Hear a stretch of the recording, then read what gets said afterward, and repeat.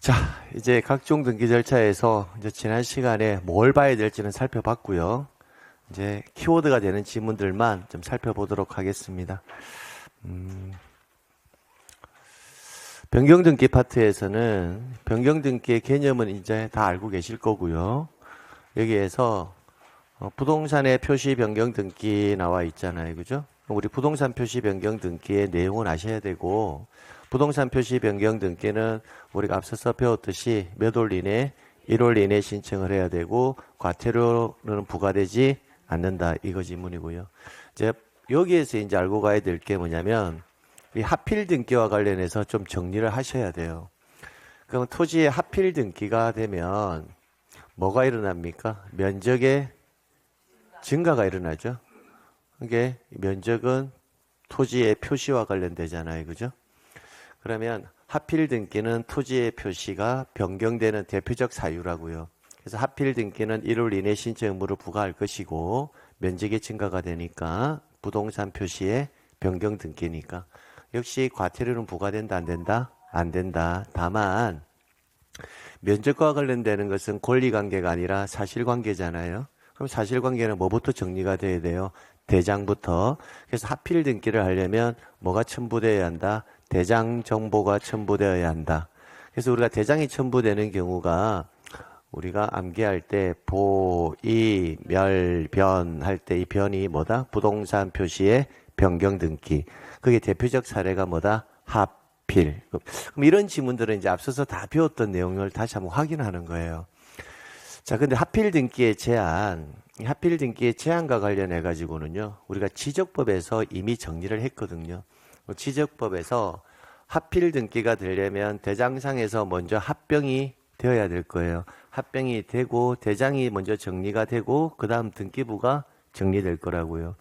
그래서 우리가 지적법에서 하필에 합병을 할 수가 없는 사유 그거 공부하면서 제가 소유권, 지상권, 전세권, 임차권, 승역지에 하는 뭐다? 지역권, 합필하고자 하는 모든 토지에 등기 원인과 연월일과 접수번호가 뭐한다? 동일한 저당권. 이런 저당권을 뭐라고 했다? 창설적 공동저당. 그 다음 합필하는 모든 토지에 대해서 등기사항이 동일한 무슨 등기? 신탁 등기. 여기까지 딱 끊어야 되죠. 끊으면 우리가 지적에서 정리할 때 이렇게 했습니다. 소, 지, 지, 전임, 공저, 신탁. 기억나시죠? 그죠? 네. 이때 지역권은 무슨 지역권? 승역지. 공동저당은 뭐다? 창설적 공동저당. 여기에 신탁 등기는 동일한 내용의 신탁 등기. 그럼 여기까지 권리가 존재하면 이때는 합병이 가능하다고요. 지적에서 합병이 가능하니까 등기에서도 뭐가 가능하다? 하필 등기가 가능하다 이렇게 보는 거예요. 그러니까 키워드는 이거죠. 외의 권리에 관한 등기가 있는 토지에 대해서는 뭘 할 수가 없다? 하필을 할 수가 없다. 그럼 어디까지는 가능한데 동일한 신탁 등기까지는 하필이 가능한데 이러한 권리를 제외한 이외의 권리가 존재할 때는 하필할 수가 없다. 이렇게 정리해 두셔야 된다고요. 그러니까 가령 예를 들어서 여기에 저당권은 없잖아요. 그죠? 그럼 저당권이 있으면 하필 등기를 할 수가 없다. 이런 식으로. 그러니까 하필할 수 있는 권리를 이렇게 암기를 해놔야 된다고요. 지적과 내용이 뭐하다? 똑같습니다. 자, 그래서 이 내용 하나 암기해 두셔야 되고요. 이제 두 번째로는요, 암기해야 될 게 우리가 직권에 의한 변경 등기 사유, 우리 직권에 의한 변경 등기 사유도 이미 앞서서 이미 정리를 좀 하셨거든요, 여러분들이. 여기에 직권 변경 등기 나오잖아요, 그죠? 그럼 직권 변경 등기에서는 우리가 어떻게 암기했냐면 소, 행, 불 이렇게 암기했는데 제가 다 암기할 필요는 없고 뭐만 소 이것만 정확하게 암기하셔라 라고 했잖아요. 그죠? 그래서 다시 한번 복습해 보는 거예요. 무슨 등기를 신청할 때 소유권 이전 등기를 신청함에 있어서 이때 키워드가 소유권 이전 등기를 신청을 할 때 그럼 소유권 이전 등기를 신청하면 다시 살펴보면 등기 신청서에는 의무자와 권리자의 표시가 이렇게 기록이 될 거잖아요. 그죠?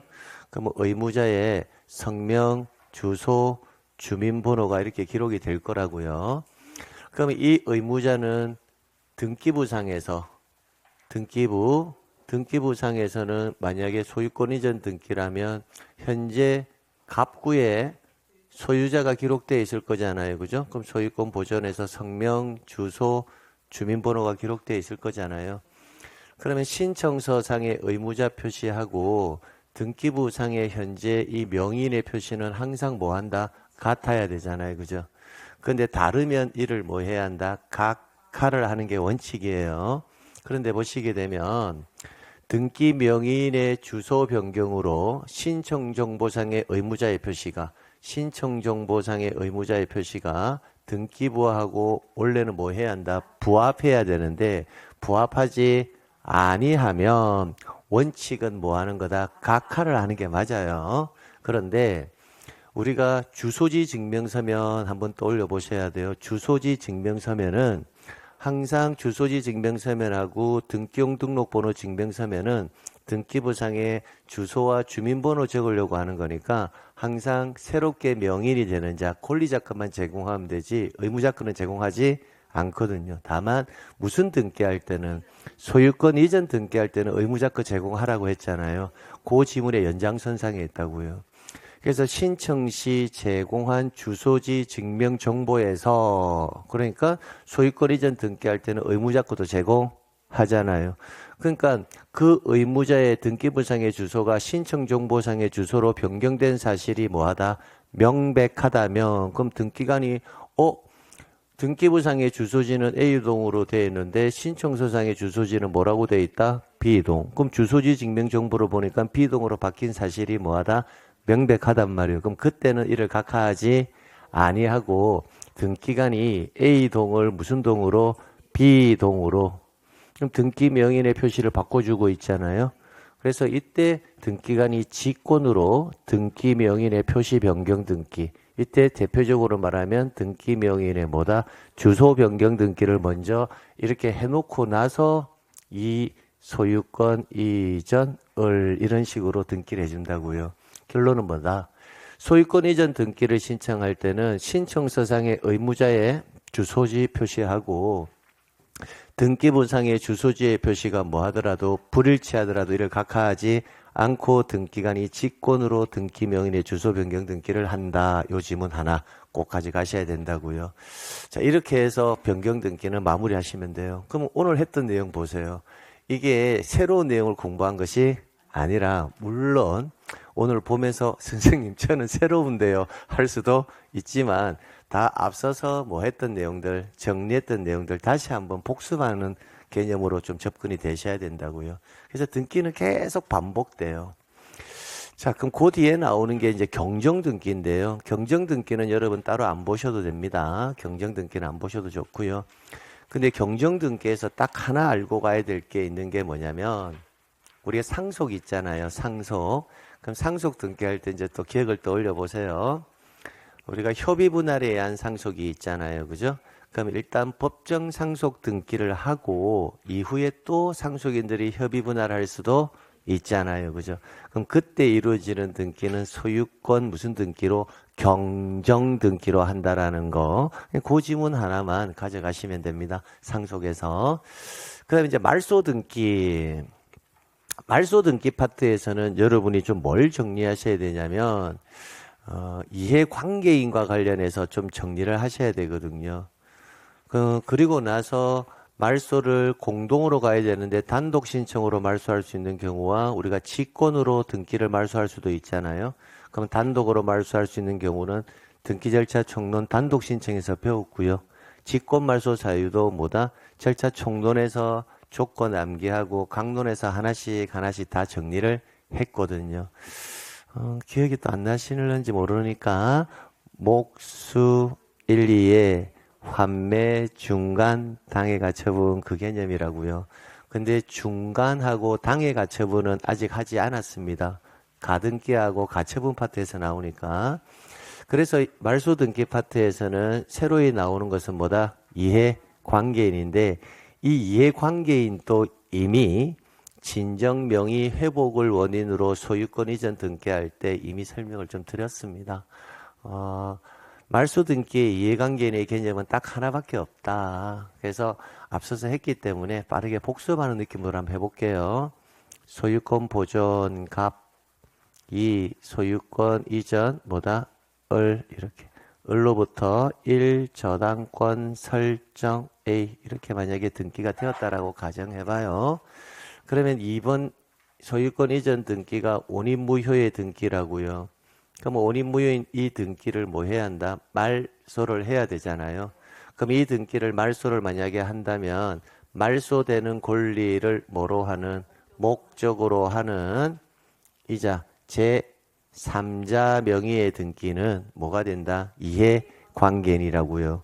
즉 2번 소유권 이전 등기가 소멸이 되면 이 소멸되는 권리를 목적으로 하는 등기는 존재할 수가 없잖아요. 그럼 이 사람은 등기 기록상 손해를 입을 우려가 있는 자가 된단 말이에요. 그럼 이 등기 말소하려면 이자에 뭐가 필요하다? 승낙서가 필요한 거고요. 그러면 등기간이 2번 소유권 이전 말소 등기 시 이렇게 나왔다는 것은 이자의 승낙서는 이미 첨부된 거니까 말소 등기 시라는 말을 쓸 수가 있겠죠. 그럼 말소 등기 시 말소되는 권리를 뭐로 하는? 목적으로 하는 제3자의 등기가 뭐가 된다? 이해관계인의 등기가 된단 말이에요. 그럼 이때 제3자 명의의 등기는 등기관이 어떻게 말소한다? 직권 말소 이 구조라고요. 그래서 이해관계인의 개념은 여기에서만 발생한다고요. 말소되는 권리를 목적으로 하는 제3자의 등기만 뭐에 해당한다? 이해관계인이고 나머지 상황은 말소 등기 시 이해관계인이 발생할 수가 없어요. 이 내용이 이제 키워드가 잡혔으니까 이거 한번 봐드릴게요. 자, 을구에 저당권 설정 A, 2순위로 전세권 설정 B, 3순위로 저당권 설정 C 이렇게 되었을 때 1번 저당권을 말소하면 2순위와 3순위는 손해를 입을 우려가 있어요? 없어요? 없죠. 오히려 순위가 상승하잖아요. 2번 전세권을 말소하면 1번 저당권은 아무런 변동이 발생하지 않고 3번 저당권자는 오히려 뭐다? 순위가 상승하니까 손해입을 염려 없죠. 3번 저당권 말소하면 1순위, 2순위 아무런 권리의 영향을 받지 않죠. 그러면 보세요. 어떤 권리를 말소한다 하더라도 말소되는 권리를 기준으로 선후 관계 사이에서는 이해관계인이 발생할 수가 없다고요. 그러면 이해관계인이 발생하는 경우의 수는 딱 하나밖에 없다. 말소되는 권리가 존재한다면 말소되는 권리를 목적으로 하는 제3자의 등기만 뭐가 된다? 이해관계인. 그럼 이해관계인이 되면 이 말소 등기를 하려면 이자의 승낙서는 첨부되어야 하는 거고 승낙서가 첨부되어서 이 등기가 말소되면 제3자 명의의 등기는 어떻게 말소한다? 직권 말소의 딱 구조란 말이에요. 그러니까 이해관계인이 되면 그 등기는 뭐다? 직권 말소 이 구조. 그럼 이 구조에서 좀 더 자세히 알고 싶은 분들은 진정명의 회복에 가보면 돼요. 거기서 제가 비교해서 검토해 드렸으니까. 그래서 이거 하나만 가져가시면 된다고요. 그래서 따로 볼 거는 없습니다. 따로 볼 거는 없어요. 자, 그 다음에는 뭐 이 내용은 또 절차 총론에서 다 봤기 때문에 뭐 확인만 좀 해보고 갈까요? 말소 등기는 원칙은 뭐로 가는 게 원칙이다. 당연히 말소는 의무자와 권리자가 존재하니까 공동신청이 원칙이겠죠. 근데 상대방이 이행에 협력하지 않으면 뭘 받아서 판결을 받아서 가면 단독으로 말소 신청할 수 있을 거고 그 다음 소유권 보존 등기 및 소유권 보존 등기의 말소. 자, 소유권 보존 등기의 말소는 상대방이 있어요? 없어요? 없죠. 등기한 권리가 어떤 자의 사망으로 소멸한 경우 즉 권리 소멸에 관한 약정이 등기되어 있다면 그 자가 사망했다는 걸 입증해서 단독으로 말소할 수 있을 거고 상대방이 의무자가 뭐가 되었다? 행방불명이 되면 공시채고와 채권 판결을 받았다면 단독으로 말소할 수 있을 거고, 그 다음 가등기 말소는 가등기 명인이 단독 신청을 한다. 이거는 가등기 파트에서 잠시 후에 볼 거고요. 혼동, 지상권자가 여러분이 지상권자인데 여러분이 소유권을 취득하면 지상권은 혼동으로 소멸하겠죠. 그건 내 거 내가 말소하러 가는 거잖아요. 상대방이 없으니까 단독 신청으로 말소한다고요. 그 다음 오늘 해야 될 겁니다. 가처분 후에 격려된 제3자 명의의 소유권 등기의 말소는 단독이거든요. 그래서 미엄하고 뭐는 시엇은 잠시 후에 또 별도로 설명을 드릴 거예요. 근데 지금 보고 있는데 와 선생님 저는 항상 새롭네요. 이 느낌은 옳지 않습니다. 지금 계속 똑같은 내용 반복하고 있는데 그래 맞아 그때 내가 했던 건데 아 내가 그때 밑자지 암기를 못했구나 하면 또다시 계속 뭐 하는 거다 반복. 지적 등기가 그래요. 책이 좀 두껍잖아요. 두꺼운 이유가 새로운 내용 때문에 두꺼운 것이 아니라 똑같은 내용이 계속 반복된다고요. 등기는. 근데 익숙하지가 않을 뿐이죠. 이것도 마찬가지죠. 등기를 말소합니다. 자, 여러분, 등기 말소를 할게요. 등기의 말소를 신청할 경우에 그 말소에 대해서, 이 말소에 대해서 누가 있다? 등기상 이해관계에 있는 제3자가 있다면 그 자에 뭐는 있어야 되고, 승낙은 있어야 되고, 이때 제3자, 이해관계에 있는 제3자 명의의 등기는 어떻게 말소한다? 직권 말소.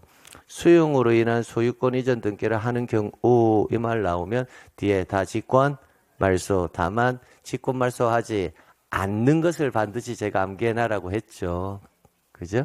그 부동산을 위해서 존재하는 지역권, 재결로서 존속을 인정한 권리, 상속 개시일이 수용 개시일보다 빠를 때, 수용 개시일 이전에 성립된 소유권 이전 등기, 네 가지는 직권 말소의 대상이 아니고 나머지는 나오면 다 직권 말소. 그러니까 결론은 이런 지문들은 암기 안 하면 못 푼다라는 거예요. 29조 1호와 2호 관할 위반 등기사항이 아닌 때에 해당한 걸 발견했다면 직권 말소. 그죠?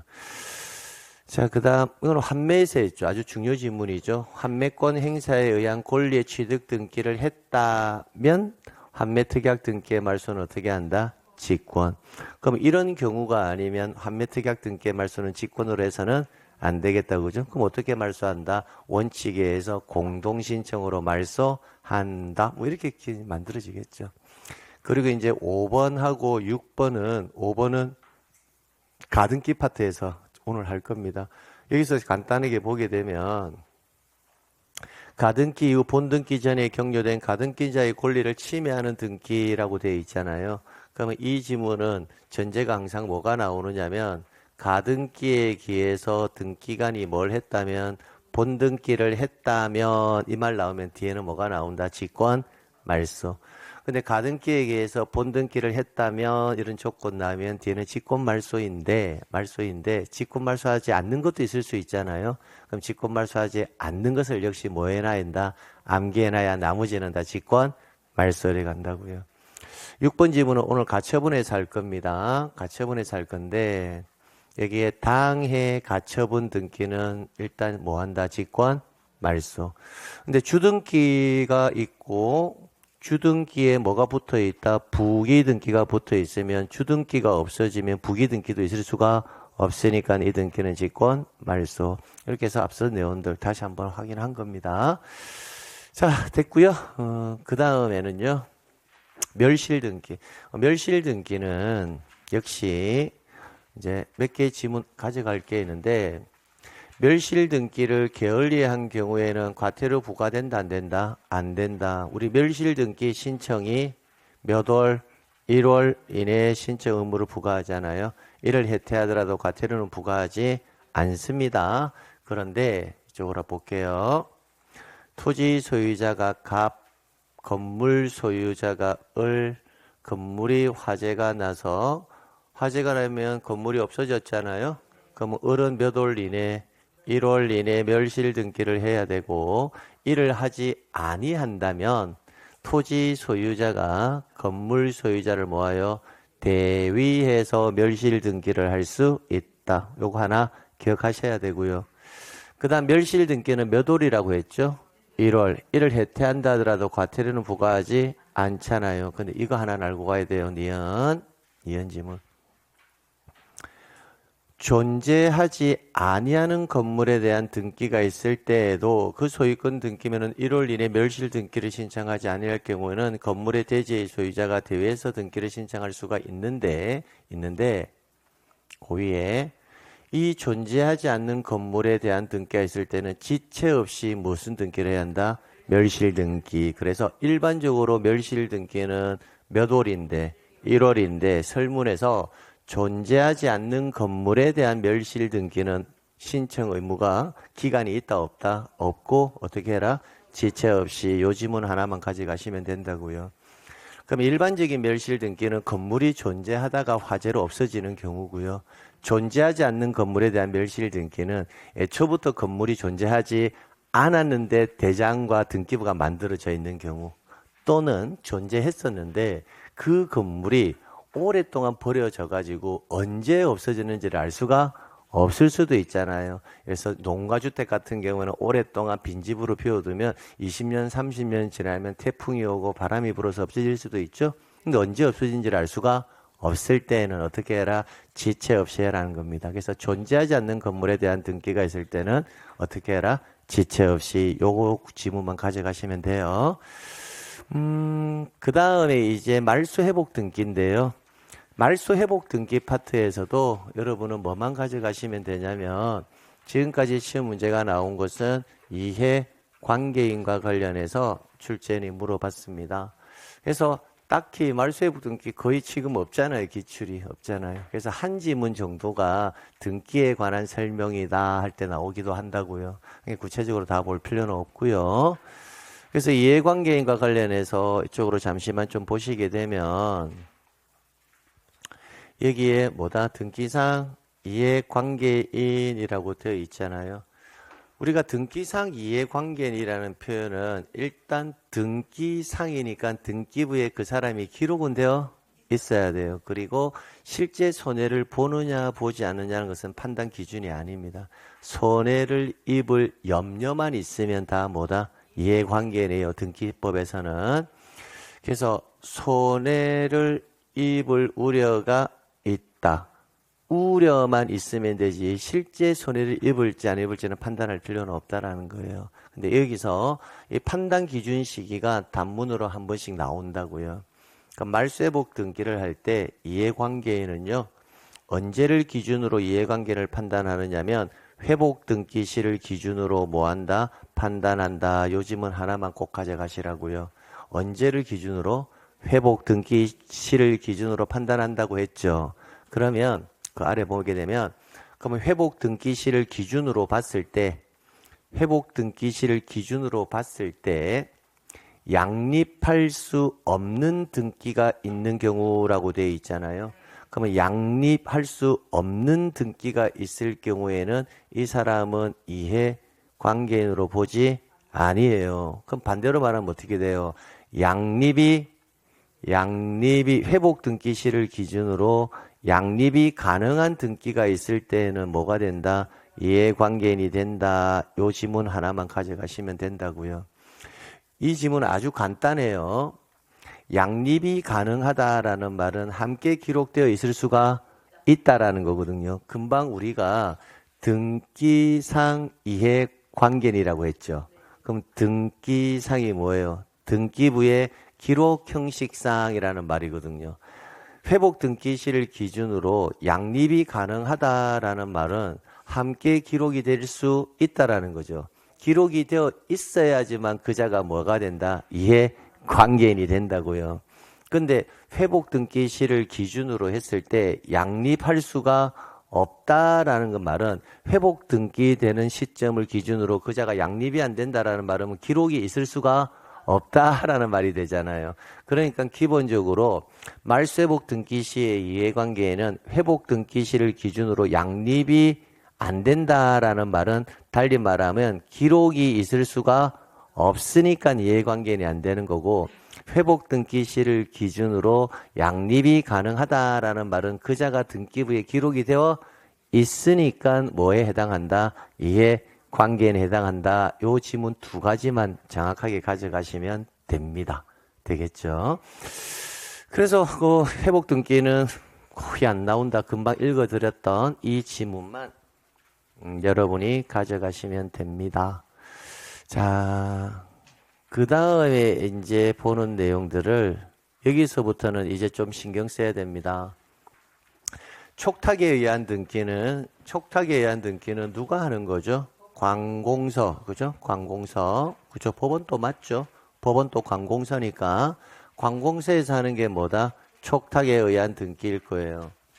그러면 관공서의 촉탁과 관련하는 등기는 출제인이 잊어먹을 만하면 꼬박꼬박 내어주는 지문이에요. 올해도 시험 문제가 나왔고요. 실제 올해도 나왔잖아요. 그죠? 그럼 관공서 촉탁에 의한 등기는요. 출제인이 물어보는 게 딱 한정되어 있어요. 관공서만이 가지는 고유한 특징들이 있을 거거든요. 특징. 그것만 물어본다라고 보시면 돼요. 그럼 나머지는 여러분이 다 볼 필요가 없고요. 여기에 관공서 촉탁에 따른 등기 이 3번하고 잠시 후에 뒤쪽에서 봐야 될 관공서만의 촉탁에 관한 등기 특칙이 있습니다. 그 두 가지의 내용만 좀 정리하시면 되는데 일단 관공서라는 글자가 나왔을 때는요. 일반 등기 신청 사건보다 굉장한 특혜를 많이 준다라고 생각하면 돼요. 왜냐? 관공서는요. 등기관 눈에 봤을 때는 관공서는 거의 천사 수준이에요. 근데 여러분이 등기 신청하잖아요. 여러분은 거의 사기꾼 수준이에요. 그래서 등기관이 그런 편협한 생각을 가지고 등기 업무를 본다라고 생각하시면 편해요. 자, 그 외에 이제 촉탁에 관한 등기에서 이제 몇 가지 좀 살펴보면, 자, 국가 또는 지방자치단체가 등기 권리자인 경우에는, 그럼 아래는 국가 또는 지방자치단체가 등기 의무자인 경우에는 이렇게 나와 있잖아요.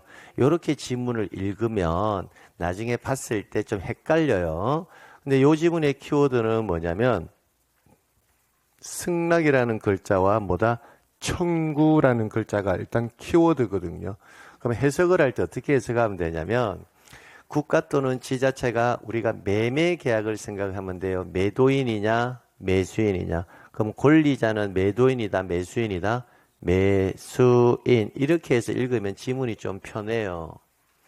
그러면 국가나 지자체가 매수인이니까 국가나 지자체의 명의로 지금 뭐 하려고 하는 거다? 등기하려고 하는 거다라고 생각을 가지면 그때는 의무자가 매도인이잖아요. 그 매도인의 뭐가 있으면 승낙을 받으면 지체 없이 국가 명의로 뭐 한다? 소유권 이전 등기를 등기소에 촉탁한다. 그런 느낌으로 암기하시면 돼요. 그럼 반대로 국가 또는 지자체가 의무자인 경우에 하면 국가 또는 지자체가 뭐다?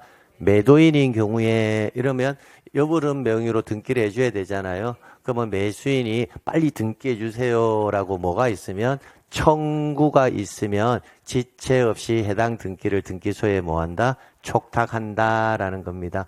그래서 요 지문을 읽을 때는 국가 또는 지자체가 권리자인 경우 나오면 뭐다? 매수인인 경우.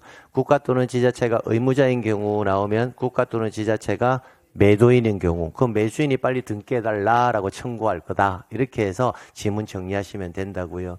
그 다음 이 3번 지문 의외로 출제인이 굉장히 좋아하는 지문 중에 하나인데 이 지문은 또 어떻게 이해하셔야 되냐면 저를 잠시만 봐요. 요거는 여러분이 절차를 이해하면 암기할 필요도 없어요. 자, 여러분이 지금부터 관공서 하세요. 여러분이 지금부터 관공서 해라고요. 그러면 상용이가 세금을 안 내고 있어요. 그러면 상용이 소유 부동산에 여러분이 뭐 해야 되겠다? 압류 절차를 거쳐가지고 공매를 해가지고 세금을 추징해야 될 거예요. 여기까지는 아시겠죠? 그럼 상용이의 소유 부동산을 뭐 하려고 한다? 압류를 하려고 하면 항상 우리는 기본적으로 어떤 등기의 절차를 진행할 때 현재 그 상대방, 즉 제가 채무자잖아요.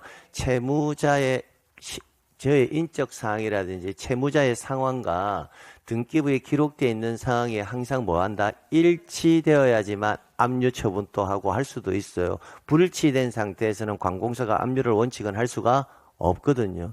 그러면 일치하려면 상용이가 일치시키는 등기를 먼저 뭐하고 하고 여러분이 상용이 부동산을 뭐 해야 한다? 압류해야 되거든요. 근데 상용이가 만약에 안 하고 있어요. 안 하고 있으면 여러분이 압류를 못 하잖아요. 그러면 이런 상황이 벌어지면 상용이는 절대로 일치시키는 등기하지 않을 수도 있죠. 그러면 관공서는 공권력의 주체로서 상용이가 하지 아니하면 상용이가 해야 될 등기를 관공서가 하고자 하는 압류 등기와 함께 동시에 할 수가 있어야 돼요? 없어야 돼요? 있어야 되죠. 그게 관공서의 기본 베이스예요. 관공서는 자기가 하고 싶은 어떤 등기가 있을 때 상대방의 현황이 일치되어 있지 아니하다면 그 일치시키는 등기까지도 관공서는 함께 할 수가 있다라는 거. 가령 자, 상용이가 제 세금을 100억 체납했는데 뭐하지 아니한 상태에서 납부하지 아니한 상태에서 상용이가 사망했다고요. 그럼 제 상속인이 채무를 승계하겠죠. 그러면 여러분이 압류를 하려면 상용이가 부동산에 압류하려는데 상용이가 사망하고 없으니까 압류가 안 되죠. 그럼 압류를 하려면 일단 상속인 명의의 무슨 등기? 상속 등기가 되어야 압류 등기가 가능하죠. 근데 상속인이 상속 등기하지 아니하면 관공서가 상속인을 모아요. 대위해서 상속 등기를 함과 동시에 뭐다? 압류 등기를 할 수가 있어야 돼요? 없어야 돼요? 있어요. 이런 느낌이라고요. 이런 느낌. 이런 느낌만 알면 다 해결된다고요. 그래서 보시게 되면 관공서가 등기명인, 현재 등기명인 등을 모아서 가름하여 촉탁할 수 있는 등기에는 자, 관공서가 지금 뭘 하려고 한다? 체납 처분으로 인한 무슨 등기? 압류 등기를 하려고 해요. 하려고 하는데 그러면 등기 명인 또는 상속인 그 밖에 포괄 승계인 이 친구를 그냥 다 묶어가지고 현재의 소유자라고 생각하자고요. 이 사람을 모아서 대신해서 관공서는 촉탁할 수 있어야 된다? 없어야 한다? 있어야 한다. 그래서 이런 사람들이 해야 될 무슨 등기? 부동산 표시 등기, 등기면의 표시 변경, 경정, 상소, 그 밖에 포괄 승계라는 권리 이전 등기. 이 등기들을 원래는 누가 해야 되는데 이 사람들이 해야 된다고요. 이 사람들이 현황에 맞는 등기를 해야 되는데 이를 하지 아니하면 관공서가 체납처분 압류 등기할 때 이러한 유형의 등기를 전부 다 뭐 할 수 있어야 한다? 함께 촉탁할 수 있어야 한다라는 겁니다. 됐나요?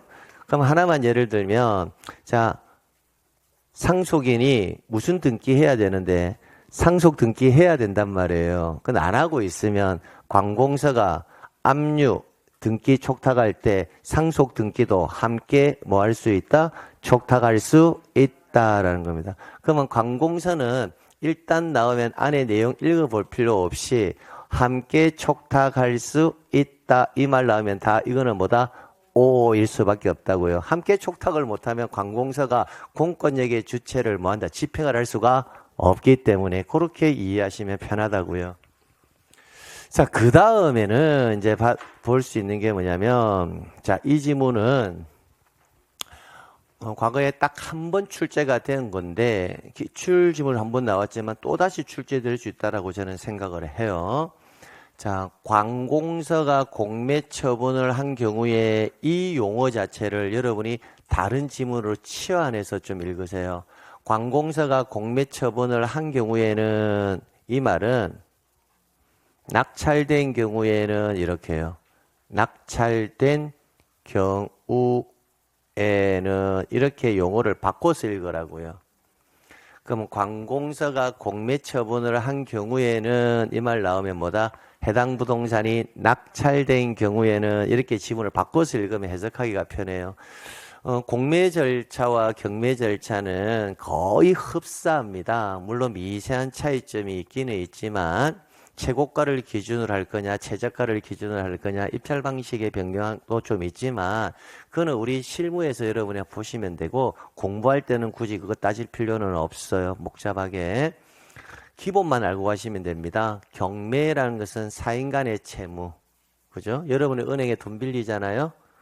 안 갚으면 뭐 해요? 은행이 경매 진행한다 이래야지 공매 진행한다 이런 말 쓰지 않잖아요.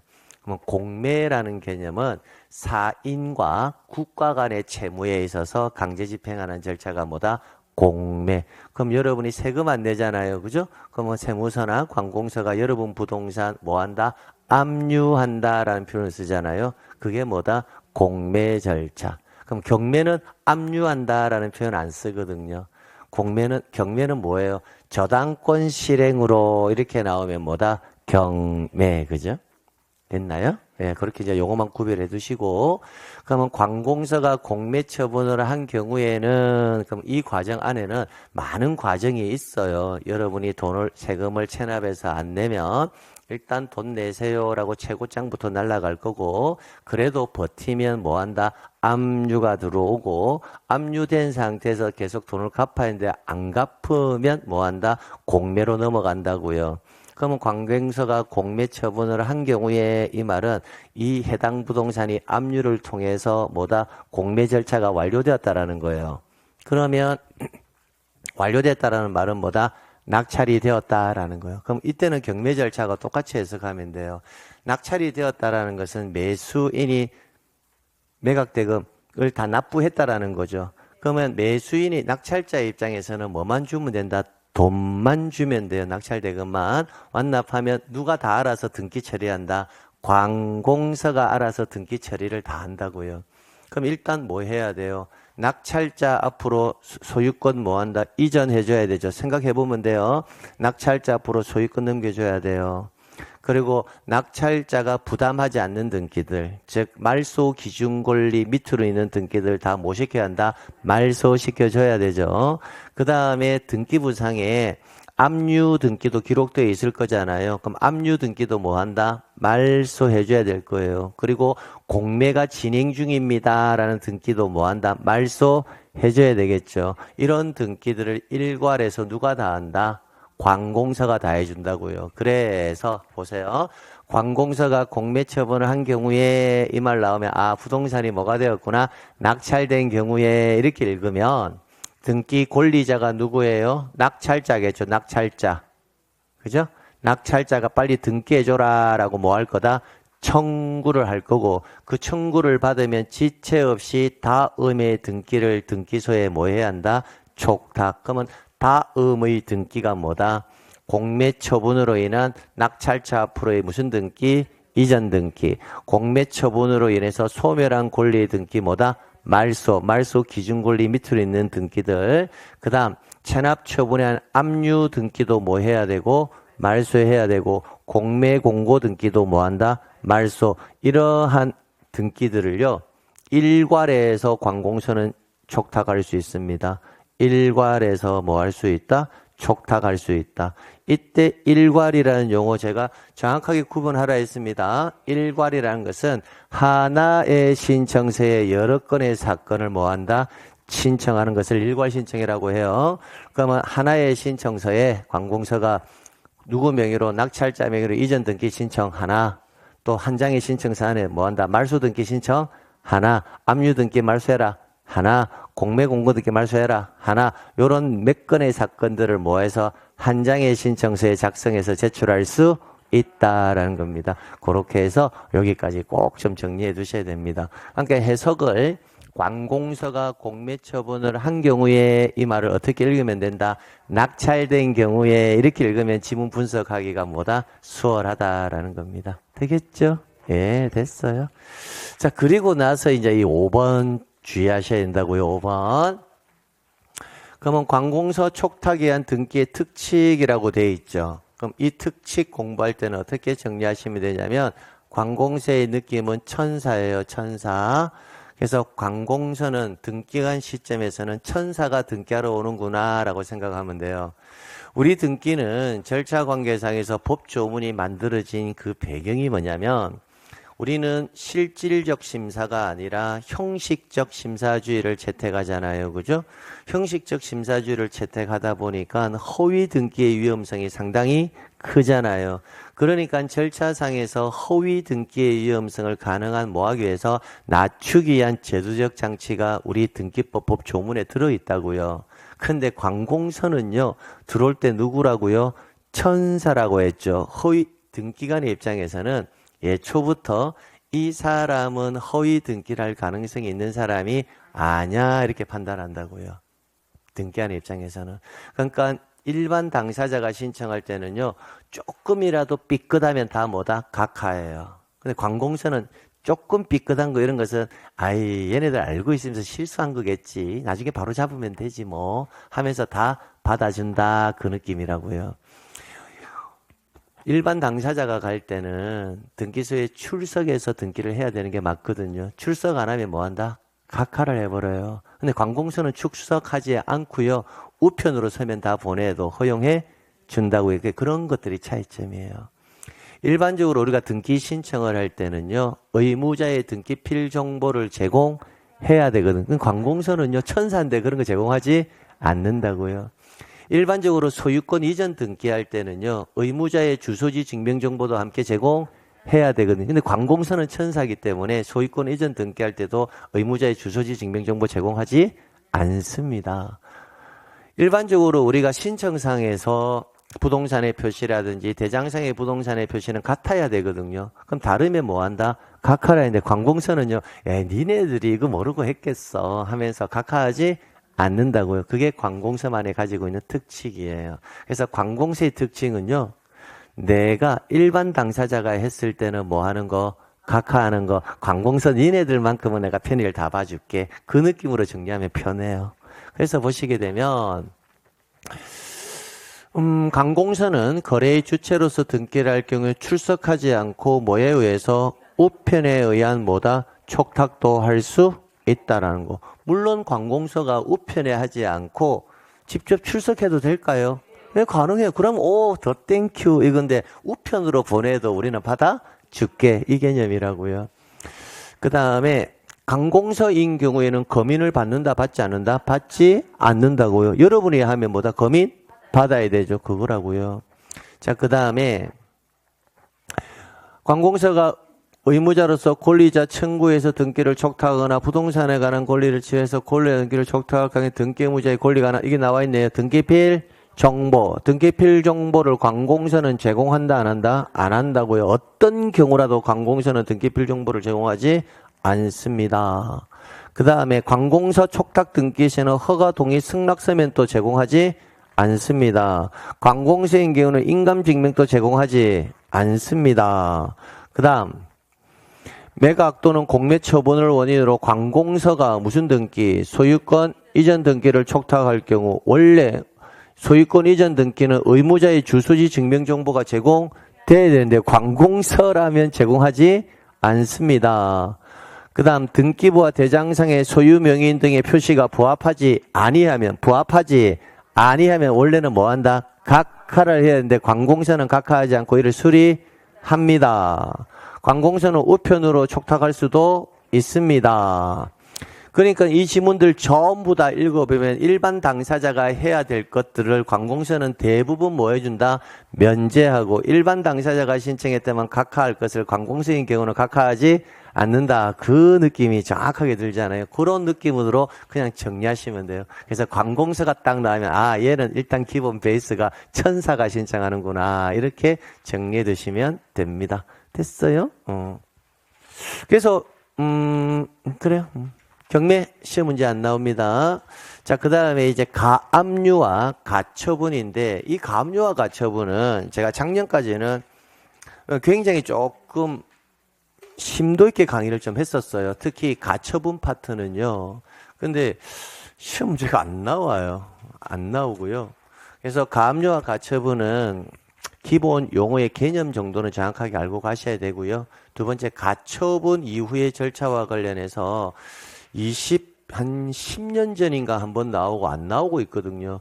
그래서 아마 이 가처분 이후의 절차는 다시 나올 개연성은 없는데 만약에 이게 나오잖아요. 이게 나온다면 그 문제는 아마 킬러형 유형으로 나올 개연성이 높다. 대부분 가처분의 절차를 안 하거든요. 사실 작년까지는 제가 중요하게 강의를 했는데 그래서 최근 10년 동안 안 나오는데 이걸 더 이상 중요하게 가져갈 필요가 있을까라는 생각이 좀 들기는 들어요.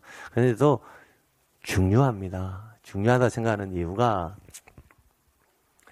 가압류와 가처분 이후에 절차가 안 나올 수 있어도 개념적 정의는 꼭 나올 수 있거든요. 그래서 일단 가압류라는 애 하고요.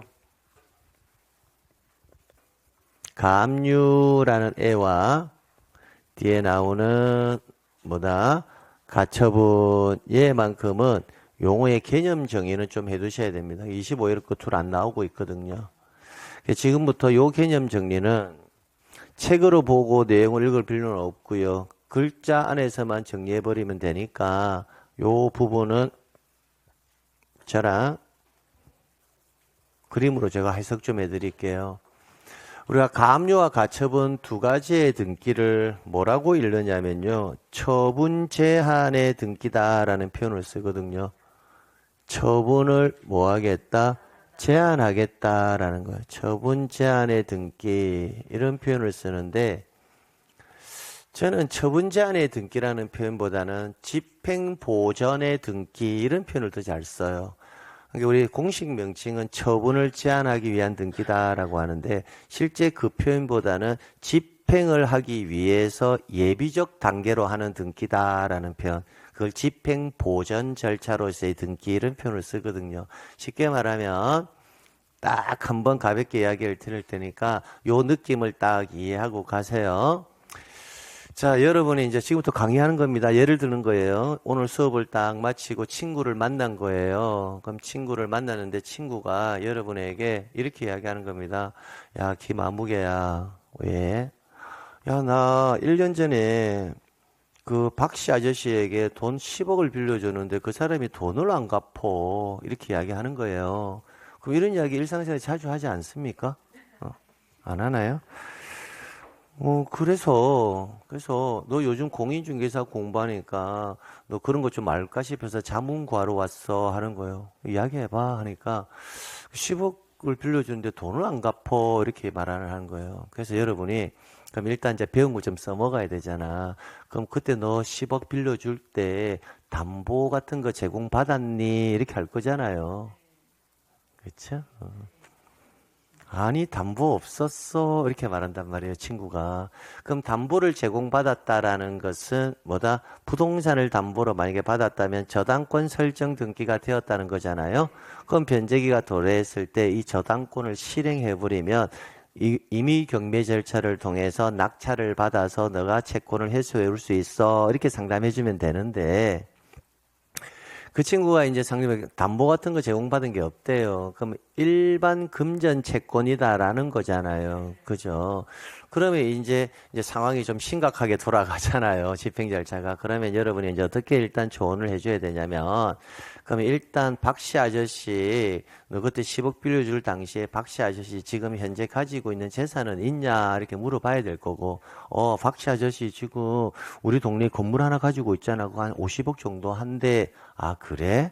그러면 너가 박사지 50억짜리 경매를 진행을 하려면 일단 저당권 등기가 되어 있었다면 바로 실행하면 되는데 너게 그게 없으니까 집행 권한을 얻어야 돼. 그 집행 권한이 뭐냐면 판결을 받아서 경매를 진행할 수가 있어 라고 이제 뭐한다 조언을 해준단 말이에요. 그때의 판결은 돈 빌려줬습니다 라는 판결. 나의 입장에서는 뭐다? 돈 받아야 될 판결. 그걸 대여금 반환 청구 소송이다라고 합니다. 그럼 그래서 소송을 제기해서 판사가 땅 박아무개 씨는 김모모 씨에게 금원 10억 원 플러스 이자를 지급해라라고 판결문이 나오겠죠. 그럼 그 판결문을 들고 경매 절차 진행하는 게 뭐다? 강제 경매 절차예요. 그렇게 추심해 오면 돼요. 자, 그런데 여기에 하나의 맹점이 있다란 말이에요.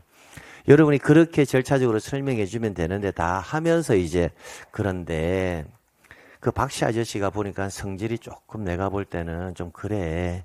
근데 너가 만약에 돈 달라라고 소송을 제기했을 때 박씨 아저씨는 아마 이런 생각을 할 거야. 틀림없이.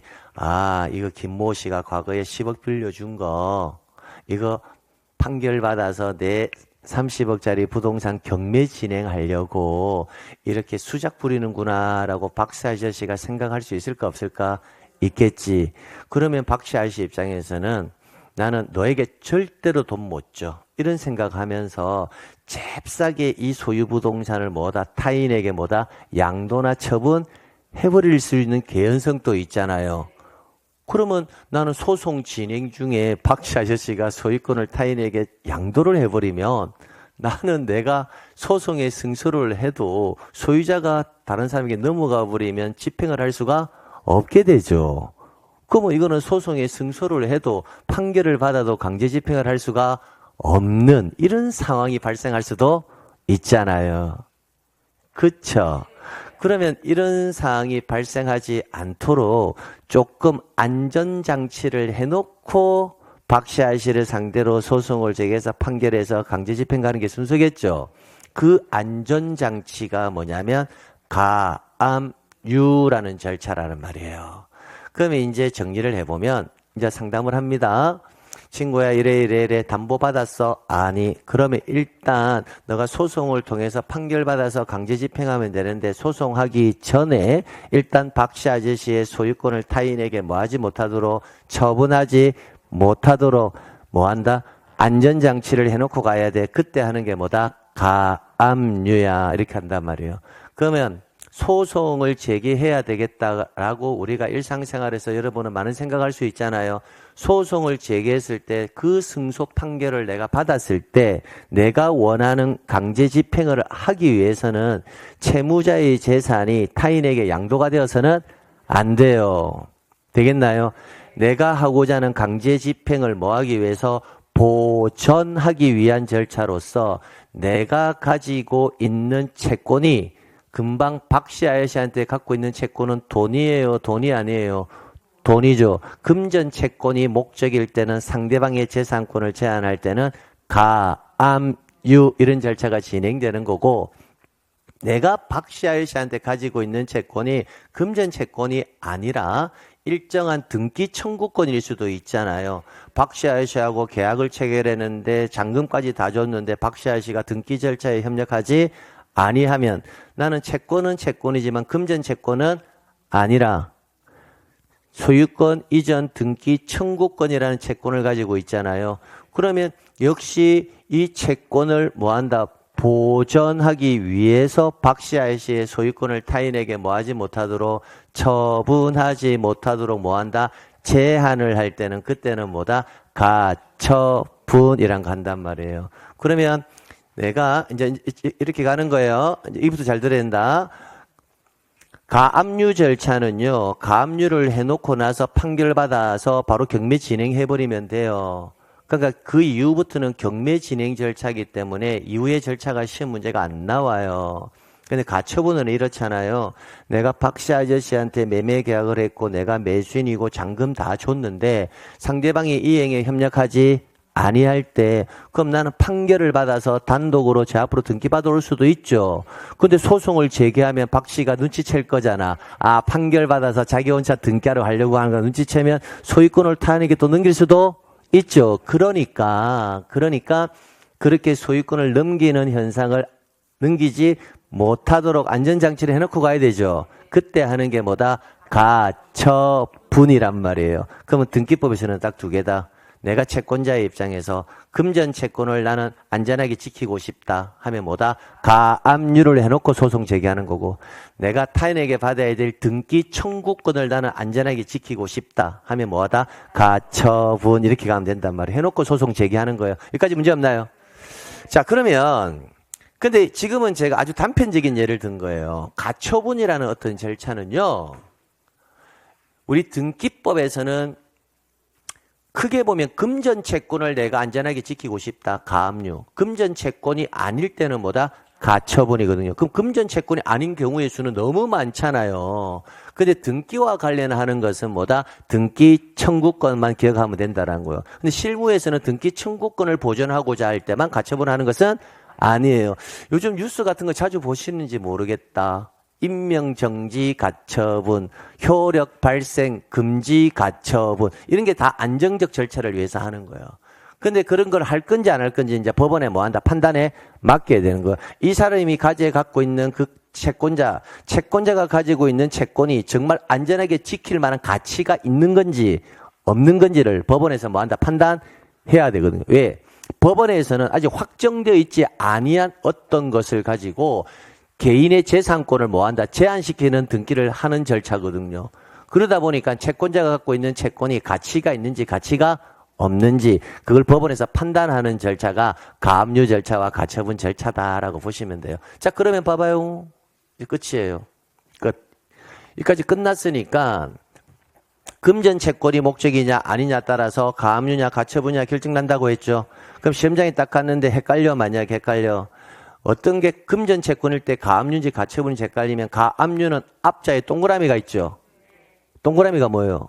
돈. 그러니까 가압류는 금전 채권이구나. 가처분은 동그라미가 없으니까 금전 채권이 아니구나. 등기 청구권이구나. 자, 지금부터 여러분이 잘 봐야 돼. 지금부터 여러분이 가처분 채권자야. 상용이가 가처분 채무자야. 제가 매도인, 여러분이 뭐다? 매수인이라는 개념을 가지고 가야 돼. 이게 실무처럼 해야 돼. 그래서 실무에서도 적용할 수도 있고 뭐다? 시험에 만약에 나와도 적용할 수가 있다고. 자, 그러면 상용이가 일단 소유권 보전. 상용이 이렇게. 자, 여러분이 채권자 상용이한테 잔금 다 줬는데도 불구하고 상용이 등기 안 해줘. 그럼 여러분은 이제 법원에 가서 판사님 상용이의 소유 부동산 헷갈리니까 상용이만 적었자 그냥 상용이의 이 소유 부동산을요 뭐 해달라? 가처분을 해달라 알겠죠? 그럼 법원에서 상용이의 소유 부동산 뭐 해라? 가처분해라 라고 법원에서 촉탁서를 보낸다고요. 그러면 소유권을 가처분하니까 여기에 처분 금지 가처분 이렇게 적고 가처분 채권자는 누구다? 수험생 이렇게 적힌다고요. 그러면 수험생이 왜 이거 가처분했습니까? 라는 것도 적어줘야 되거든요. 등기란 항상 요약정리. 그때 그걸 피보전권리라고 한다고요. 피보전권리. 가처분 채권자 수험생이 보전하고 싶은 권리가 뭐냐? 그게 뭐다? 소유권, 이전, 등기, 청구권을 보전할 목적으로 수험생이 가처분을 해놨다. 그럼 이제 이런 등기부에 기록된 것을 보면 여러분이 이제 역으로 이런 상황이니까 이렇게 지금 등기가 되었구나라는 걸 역순으로 여러분이 뭐 한다? 해석해 나가는 게 나중에 경매 절차에서 실무 나가면 실무 경매 같은 거 배울 거잖아요. 이런 애들이 고급에 해당한다고 고급 과정. 이걸 보면서 상용이하고 수험생하고 매매 계약했는데 상용이가 등기 절차에 협력해주지 아니해서 일단 수험생이 소유권 이전 등기 청구 소송 제기하기 전에 이 사람의 소유권을 타인에게 양도하지 못하도록 뭐 한다? 제한해 놓는 등기를 해 놓은 거구나라고 이제 해석하는 과정이 경매 절차에서 고급 과정이라고요. 그러면 이제 그 이후의 과정이 어떻게 되느냐? 그럼 수험생은 가처분을 해 놓고 이제 뭐 할 거예요? 상용이를 상대로 이제 소송 제기하겠죠? 됐나요? 그러면 소송 중에 과연 상용이가 소유권을 제3자에게 양도할 수 있느냐 없느냐의 문제가 이제 봉착하잖아요. 그런데 아직 소송의 결과가 나온 것은 아니고 임시방편적 조치사항이라고요. 그래서 상용이는 얼마든지 소유권을 타인에게 양도나 처분이 가능하다라는 거예요. 그러면 상용이가 수험생 사이에서는 이후에 이루어지는 등기들은 다 제3자 명의의 등기가 될 건데 상용이는 제3자에게 소유권 이전을 해줄 수도 있고 다만 이 A라는 사람은 수험생이 상용이에게 이런 사실을 알고 드러내죠. 그러면 만약에 수험생이 승소 판결 받아 버리면 A는 누구에게는 수험생에게는 대항을 할 수가 없다. 이렇게 해석이 된단 말이에요. 되겠나요? 그런데 A가 패소할 수도 있잖아. 수험생 여러분이 패소할 수도 있죠. 그러면 이거는 소멸이 될 거고 온전하게 A가 소유권 취득하는 거고 여러분이 승소 판결 받아서 상용이를 상대로 소유권 이전 등기 신청하면 얘는 누구한테는 수험생에게는 대항할 수가 없다. 이런 구조란 말이에요. 그럼 A는 그 사실을 알고 들어왔어? 모르고 들어왔어? 알고 들어왔단 말이야. 만약에 수험생이 상용이를 상대로 소유권 이전 등기를 할 수 있는 상황적 요소가 발생하면 나는 이 권리는 소멸될 것이야 라는 걸 뭐 한다? 인지하고 들어왔다고요. 그러면 가처분이라든지 가압류 이런 애들은 어떤 효력도 있는 것처럼 느껴집니까? 좀 경고하는 효력. 이런 부동산 거래할 때는 뭐 해라? 조심해라 라는 느낌도 좀 들죠. 그런 효력을 갖추는 등기들이에요, 일반적으로. 그래서 아주 오래전에 예고 등기라는 게 있었는데 그게 이제 우리 등기법에서 없어진 이유가 가압류나 가처분이 예고하는 효력이 있다는 거예요. 조심해라라는. 그것 때문에. 그리고 상용이가 또 제3자 앞으로 전세권 설정 등기를 해줄 수도 있을 거고요. 또 상용이가 제3자 앞으로 저당권 설정 등기를 해줄 수도 있을 거라고요. 그 얘네들은 다 나중에 수험생이 이제 하고자 하는 등기가 뭐예요? 그렇죠. 그게 지금 키워드예요. 항상 채권자가 하고자 하는 등기가 뭔지를 알아야 돼요. 그게 뭐다? 소유권 이전 등기를 뭐 할 거다? 신청할 거라는 거예요. 그럼 신청한다라는 말은 수험생이 승소했다, 패소했다? 승소했다고요. 그럼 시험 지문을 이제 만들어 볼게요. 여러분이 가처분 되어 있으니까 수험생이 가처분 채권자, 맞죠? 가처분 채권자가 가처분 채무자를 상대로 무슨 등기 신청할 때 소유권 이전 등기를 신청할 때는 여기까지 왔죠? 그럼 신청할 때는 가처분 이후에 이루어진 이 등기들 가처분 이후에 이루어진 등기 맞습니까? 이 시점이 가처분이 된 시점. 그럼 얘네들은 가처분 이후에 이루어진 제3자 명의의 등기들은 누구에게는 가처분 채권자에게는 대항할 수가 없으니까 얘네들은 다 뭐 해야 한다? 말소를 해야 된다고요. 말소를. 이때 말소를 이제 어떻게 할 거냐 이 문제란 말이에요. 이때 말소는 가처분 채권자 수험생 여러분이 이 등기 뭐 해달라? 말소해달라라고 신청서를 여러분이 직접 만들어서 등기한에게 제출하면 되는데 말소는 원칙은 뭐다? 공동이거든요. 누군가는 권리를 잃고 누군가는 권리를 얻기 때문에. 그러나 얘네들은 이미 알고 들어왔죠. 수험생에 대응할 수가 없다라는 것을. 그럼 얘가 이 등기 신청할 때는 자신의 권리가 소멸된다는 걸 이미 인지하고 들어왔기 때문에 이 등기는 가처분 채권자 수험생이 뭐로? 단독 신청으로 해당 등기를 말소해버린단 말이에요. 되겠나요? 그러니까 이 사람들이 협력을 요구할 필요는 없어요. 이미 알고 들어왔기 때문에. 그럼 이때 수험생이 무슨 등기도 신청해야 돼요? 소유권 이전 등기 신청서 하나 만들어야 되죠. 그 다음 가처분 이후의 등기 뭐 해야 한다? 말소라니까 말소 등기 신청서도 만들어야 되죠. 그럼 신청서가 몇 장? 2장. 이 2장의 신청서를 따로따로 법으로 제출해서는 안 되고 반드시 합쳐서 동시에 신청하라라고 되어 있다는 겁니다. 그래서 해당 등기, 이 2개의 등기 신청은 어떻게 해라? 동시에 신청한다라는 거예요. 그럼 일괄해서 신청한다는 표현을 쓸 수 없어요. 일괄한다는 말은 한 장의 신청서에 얘도 적고 얘도 적으라는 말인데 그거는 아니라고. 신청서는 뭐 한다? 별개로 작성을 하되 신청을 할 때는 따로따로 제출하지 말고 어떻게 해라? 동시에 이렇게. 됐나요? 자, 그 다음 질문 마무리 갑니다. 그럼 등기관이 이제 어떤 업무를 보느냐? 등기관이 그럼 신청을 받겠죠, 지금? 그럼 신청을 받으면 등기관은 무슨 등기를 해주느냐? 소유권 이전 등기를 해준다고요. 수험생 앞으로. 그리고 해당 등기 뭐 할 거다? 등기관이 말소하겠죠. 그럼 해당 가처분 이후에 등기를 말소하는 이 등기관은 말소할 때 이 해당 가처분 등기가 더 이상 필요 있어요? 없어요? 이제는 없죠. 원하는 등기 다 끝났으니까. 그러면 이 여러분 명의의 해당 이 가처분 등기는 별도의 말소 신청이 없어도 등기관이 이 등기는 뭐한다? 직권으로 말소해버린다고요. 이렇게. 됐나요? 이 절차적 구조만 가져가시면 된다고요. 그럼 이 절차적 구조를 이해하려면 가처분이 어떤 개념인지는 알고 있어야 돼요. 가처분이 무슨 말인지를 모르는 상태에서 이 절차적 흐름을 잡아낼 수가 없거든요. 그래서 오늘 수업을 듣고 차후에 세월이 지나서 가처분 이후의 절차가 시험 문제가 나올지 안 나올지는 모르겠지만 일단 나온다는 가정하에서 이 내용을 이해를 하려면 가처분이 뭐지? 여기서부터 시작해야 된다고요. 그걸 모르는 상태에서는 이 절차가 진행될 수가 없어요. 그럼 어떻게 해야 돼? 앞서서 제가 들었던 예 있잖아요. 일상생활에서 벌어질 수 있는 예예요. 그래서 오늘 수업 마치고 한 번 정도만 두 사람이서 딴 거 하지 말고 야 나한테 일단 돈 좀 빌려줘봐. 아니면 나하고 매매계약 해봐. 해가지고 한 번 정도 스스로가 옆 동료하고 사례를 만들어 보란 말이에요. 그래서 한 번 정도 머릿속에 기억하면 실무에서도 써먹을 수가 있고 유식하다는 소리 듣는다고. 이왕 공부하는 거 주변 사람에게 너 진짜 공부 좀 하고 있네 라는 소리를 좀 들어보자고요. 됐나요? 그래서 이렇게 해놓고 나서 이게 이제 하나 더 추가되는 지문이 있는데 그거는 잠시 쉬었다가 마무리하도록 하겠습니다. 네.